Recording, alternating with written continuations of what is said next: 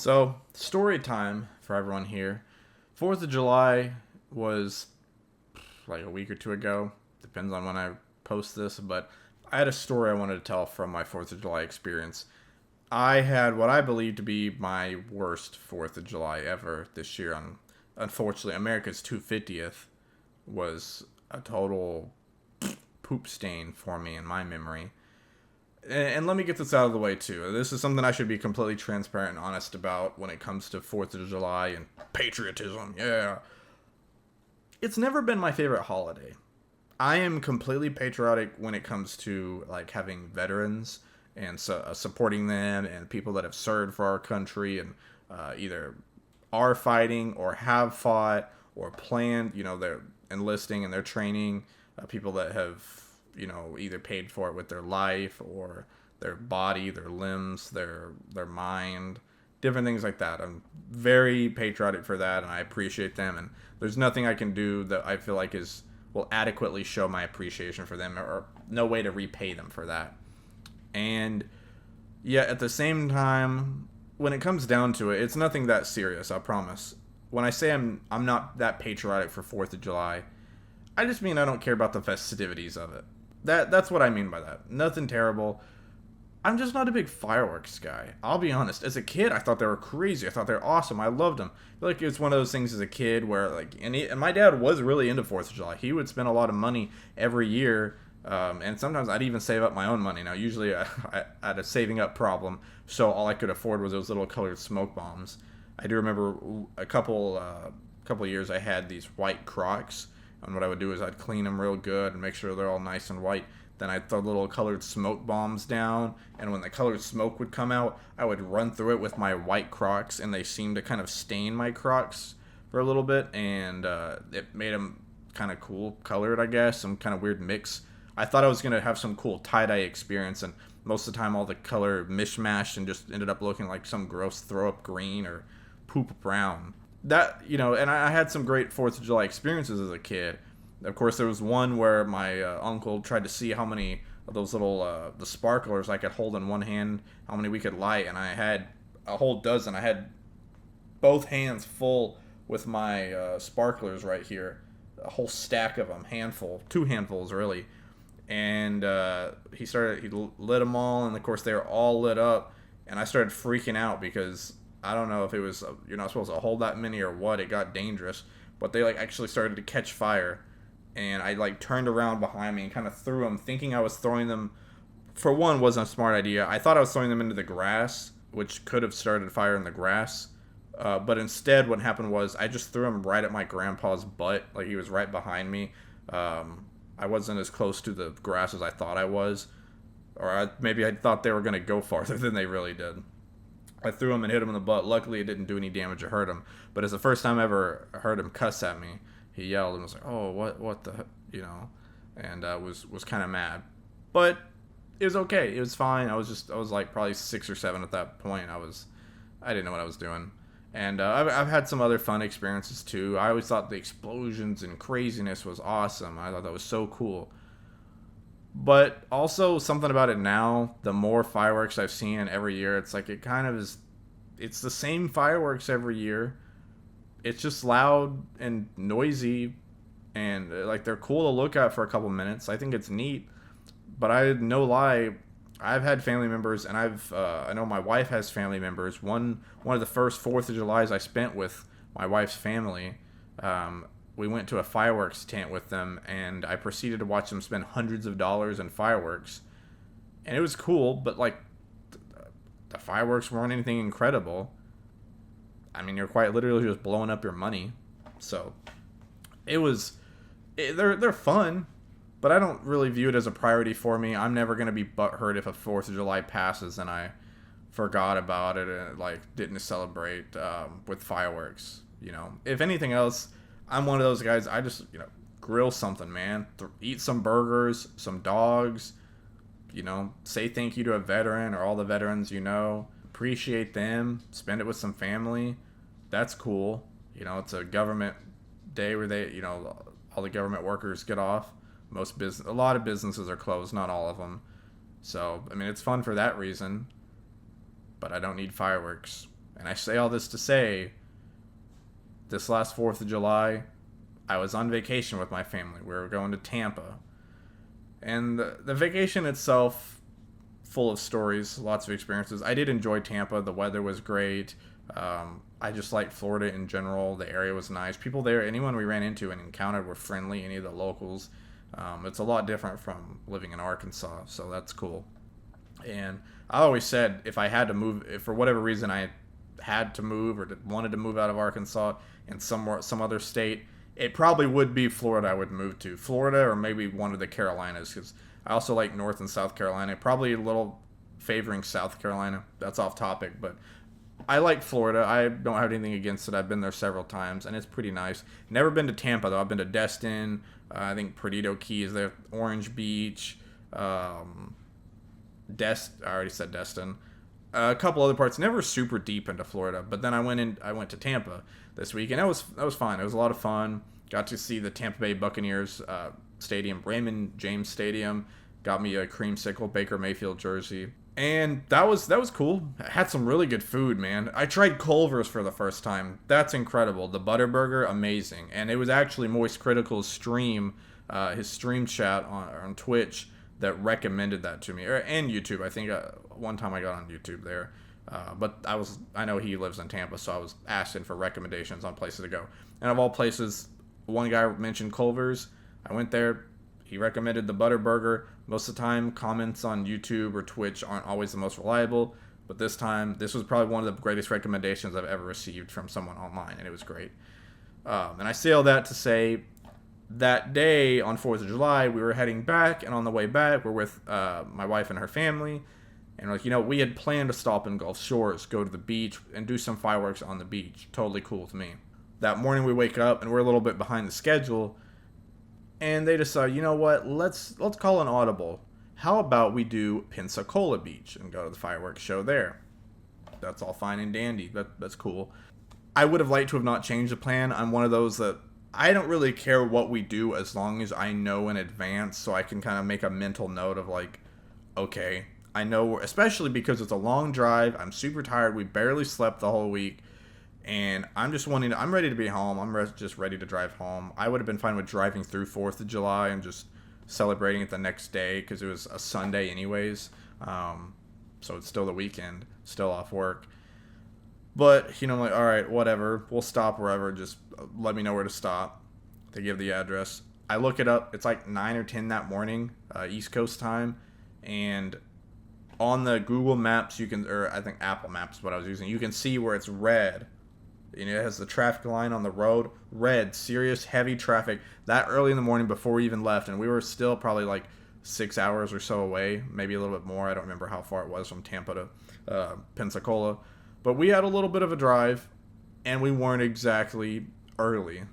So I, of course, with my concern, like, hey guys, it's already pretty busy. Why don't we think of a plan? Like, we should try to go to a specific parking lot or look up some recommendations they have the event every year. People have to have recommendations on where to go or sneaky little spots we can research, maybe, hoping that they could have done that before. Maybe we park right before the big bridge there in Pensacola and we walk across the bridge. Or maybe we just try to see it from some spot before the bridge so we don't even have to deal with that bridge. No, it'll be okay. It'll be fine. It'll be fine. It's great. It's awesome. Don't worry about it. Okay. We drive there. Sure enough, I'm not a prophet or anything. I've never claimed to be. I can't predict the future. I'm not a psychic. But in this instance, I was spot on. It was jam-packed. We spent an hour and a half on the road in the turning lane, and then in the next parking lot over, it was jam-packed. It was craziness. It was hectic. Something I should note, I don't mind driving. I don't mind traffic. Do I like traffic? No. Would I prefer there to be no traffic? Of course, absolutely. I've driven in multiple big cities. I've driven in probably the worst traffic I've been around is Dallas because it's multiple lanes on the interstate, busy roads. You get on the interstate and you merge on the right side. Then if you want to get on the left side, you have to get over like 4 or 5 busy, fast-moving, like 70 mile an hour, 75 mile an hour lanes of traffic in about half a mile or less to get over on this exit. You got to move around a lot. I've driven there like twice, and it's been fine. I haven't had any wrecks. I've made it there. but it still had lots of stress. There's been many times where I've missed my turn or my exit, and I'm having to go and turn around, extra miles added on, extra gas spent, extra time wasted. Tampa wasn't really too bad. I loved Tampa. I have no complaints about the city of Tampa. It was awesome, except for that you do have to make a lot of U-turns. It's not like here in Arkansas where it's just, there's the McDonald's I want to turn into it. You got to go past it to a light, make a U-turn, and come down on that side of the road because they have a lot of medians in the way. But gosh, the one thing I do hate is just traffic that is standing still, traffic that's not moving. I hate that worse than if I had to drive in Dallas traffic almost. It was bad. We're not moving. We're just sitting there because people get impatient. People scoot up to you, especially people are walking around, pedestrians walking around. People are already drunk. We get there. It's like 6:15. Fireworks show isn't even starting. I think they said till 9:05. Doesn't matter. People are still drunk, already drunk, walking around.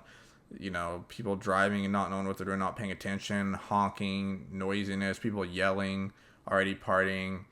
I'm just getting stressed out. I just want to be out of here. I don't like crowds. I don't like big areas. And I knew this is what I was getting myself into. I was trying to be a trooper. I definitely was getting a little sarcastic. I was definitely getting a little... And of course, I had been driving all day to that point. Been driving all week. Been so tired.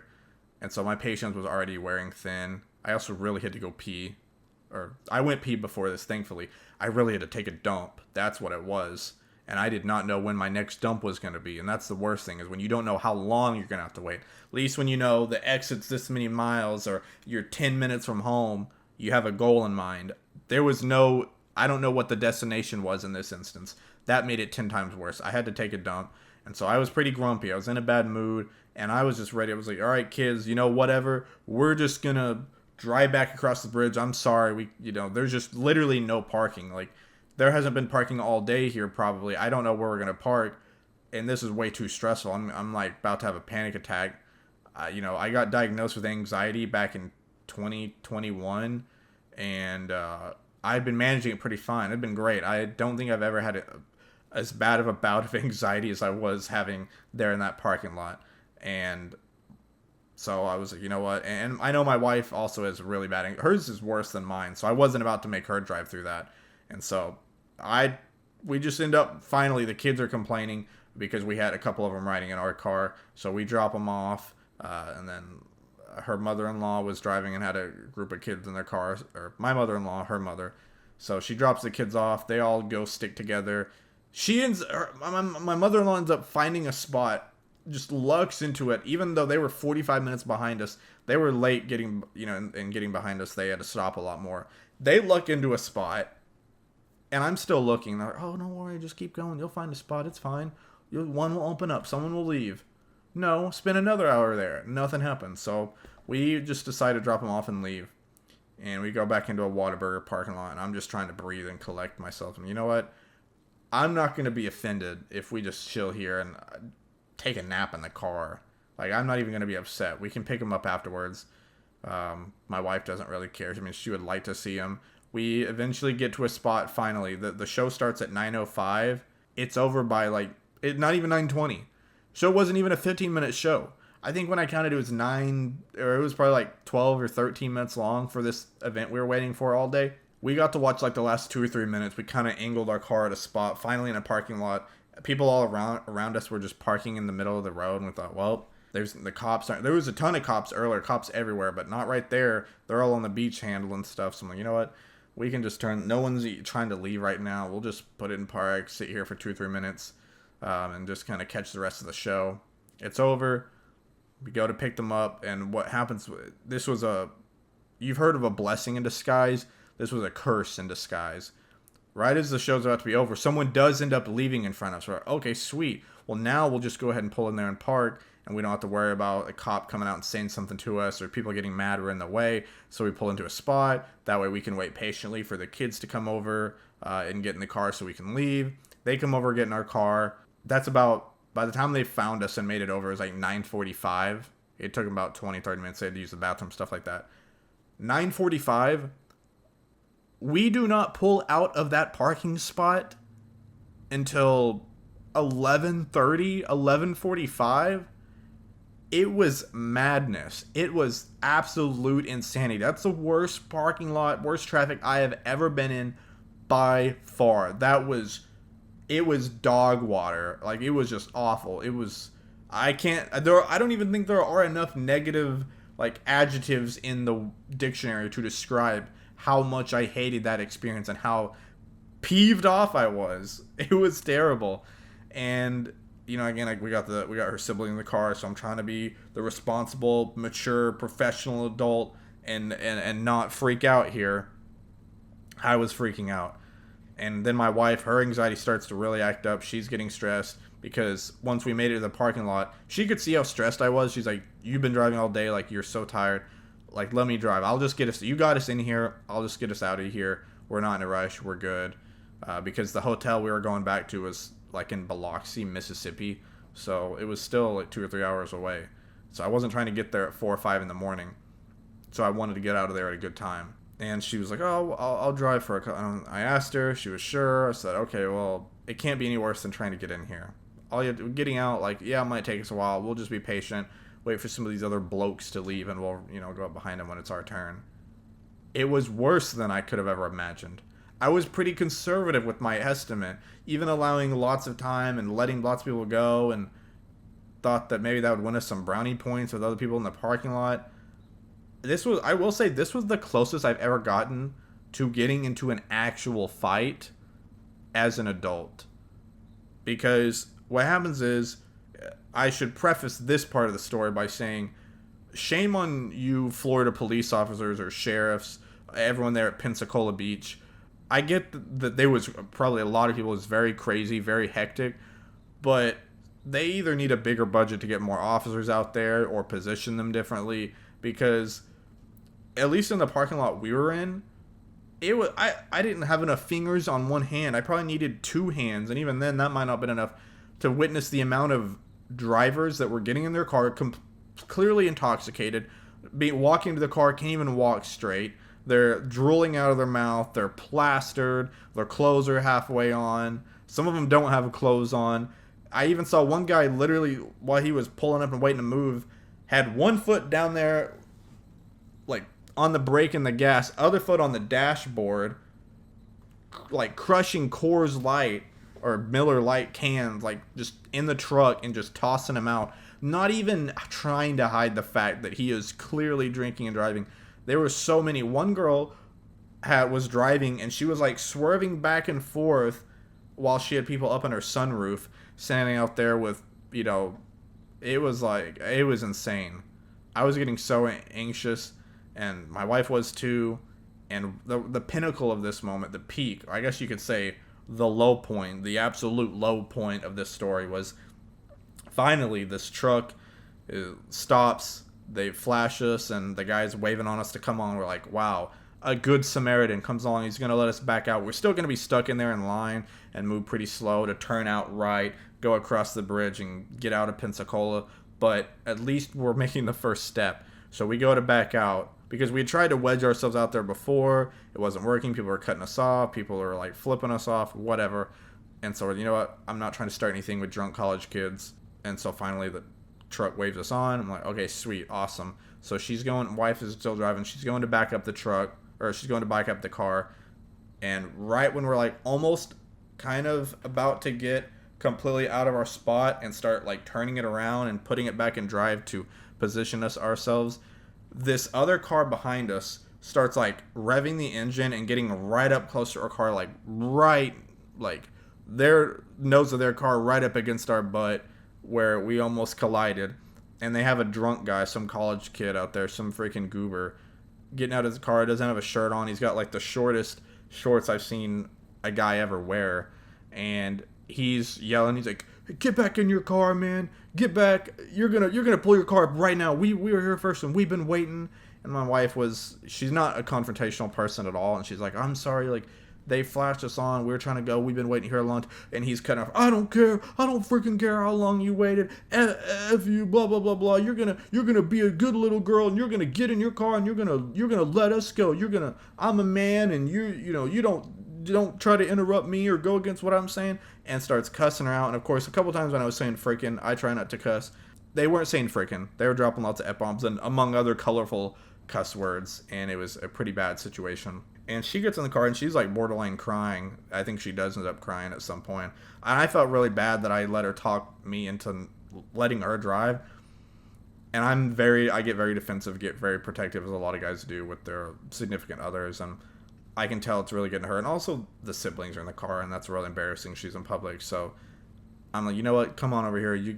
We'll switch. I'll drive. I don't mind. I can at least get us out of Pensacola. It'll be fine. So I come around, and I'm going to get back in the car. And I'm thinking that, like, maybe this guy will see that he literally just made her cry. Maybe some semblance of, like, hey, I feel bad. I went a little too hard. Maybe I need to quit being such a douchebag. Will float through his empty, smooth brain. No, instead he wants to double down, and he starts telling me, he's like, yeah, or he's like, oh, what's the matter? Your girl's too soft. She can't handle a little confrontation. Why don't you be a good little boy and get your little butt back in the car? Come on, scoot it up. Yeah, that's right. Obey daddy. Take your orders. And I'm generally a pretty patient person. It takes a lot for me to really get me riled up. I do get rage baited and riled up easily, but I do a pretty good job of keeping it internal. And I might think whatever I want about you. I might have some pretty intense thoughts and be like, oh, what an idiot. This guy's, frick this guy. But I really tried the last couple of years since I've been an adult and been married and, like, matured and stuff like that. I kind of realized that it's not worth getting into beef, especially with drunk college kids. It's not worth it. But at that point, I had a lapse in judgment. I slipped up. And as I was about to get in the car, I did give him a glare and a look at him. He's like, oh, what are you going to do about it? You going to do something about it? You going to say something about it? Or are you just going to be quiet like a good little boy? And at that moment, I do regret to inform, I flipped him off. And I'm not proud of that moment because, as I've said before, as someone that claims to live a Christian life and, is a follower of God, I should not have done that.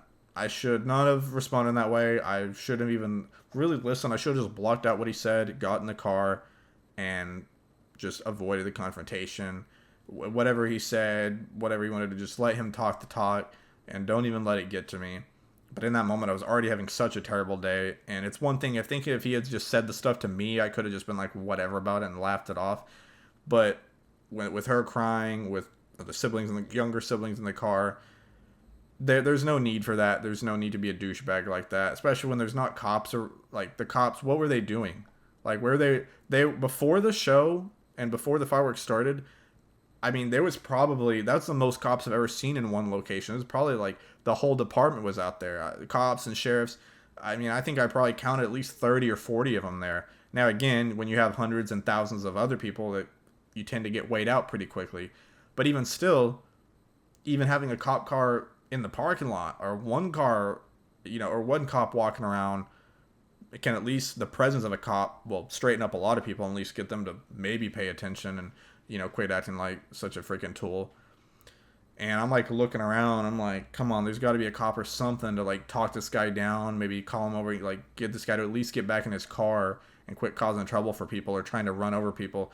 Keep in mind, this was the same car that had later, when they were trying to get out, a guy was walking through the car when he was there trying to pull up, and he decided he was going to try to run the guy over, and, like, literally knocked the guy over. Didn't, like, run him over, but knocked him over, ran into his leg, and almost started a fight there. So we weren't the only ones he was trying to start a fight with. This guy almost got in, like, 8 different fights throughout the night. He was also just yelling at women walking by, doing whatever. Like, this was just an absolute menace to society, someone that, an absolute mouth breather of a person, and really amounting to nothing, it appears, in life. And I get also, I'm always one of those people that's going to give people the benefit of the doubt that people have bad nights. Maybe he was plastered out of his mind, and maybe he's not normally like that. And if that's the case, awesome. But I don't really know if that's the case, and I don't really call that an excuse. Anyone that ever tries to use the excuse, oh, I was drunk, man, I was intoxicated, I was high, I wasn't myself. That's your choice. No one made you get high, or no one made you get drunk. Don't get behind the wheel. I also don't have any respect for people that drink and drive. That to me is that's a terrible. Even if you've never taken someone's life through drinking and driving, even if you've never even caused an accident or gotten pulled over for a DUI or DWI, whatever, it doesn't really matter because you could have. You could have.